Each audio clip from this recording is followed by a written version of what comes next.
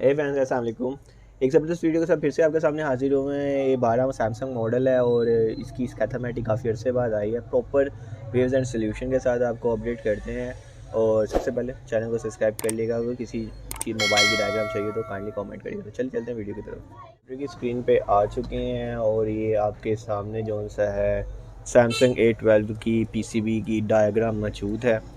तो दोस्तों, इसका चार्जिंग सेक्शन बहुत ही ईजी है और बहुत ही सिंपल सा है। मैं आपको एक्सप्लेन करता चलूँ तो ये देखें दोस्तों, यहाँ पर हमारी फ्लैक्स लगती है आके। और ज़्यादातर ऐसा ही होता है कि आजकल जो ये इस तरह के पीसीबी जैक्स आ रहे हैं, इनके एक किनारा ग्राउंड होता है और एक इनका प्लस का होता है। तो ये आप मेथड समझ जाएंगे तो यानी कि याद कर लेंगे तो बेहतर होगा कि एक प्लस रहता है और एक ग्राउंड रहता है हर मोबाइल में जो आजकल आ रहे हैं। तो यहाँ से स्टार्ट करते ही हमारे तीनों पॉइंट्स प्लस के हैं और यहाँ से हमारी वीबस की लाइन होती हुई बैक साइड पे चली जाती है। और बैक साइड पे दोस्तों एक फ्यूज़ में दो फ्यूज़ सॉरी दोस्तों दो फ्यूज़ लगे हुए हैं, उनमें से गुजर के एक कैपेसिटर में और कैपेसिटर से होती हुई एक डबल पिन का आईसी लगा हुआ है छोटा सा, उसके अंदर से गुजरती हुई तो ये हमारा एक कंट्रोलर आईसी लगा हुआ है। इस पिन से इस सिरे से होके जा रही है।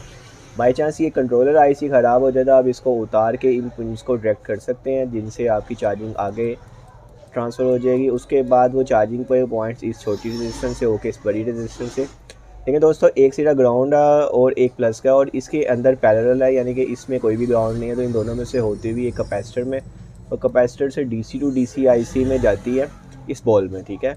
और इस बॉल में से जाके हमारी यहाँ से वीपीएच पावर बनती है इन सारे सेक्शंस में से, और उसके बाद वहाँ से सप्लाई बन के हमारी इस पॉइंट सिरे पे आती है और इस सिरे से निकलती है और ये कैपेसिटर में जाती है।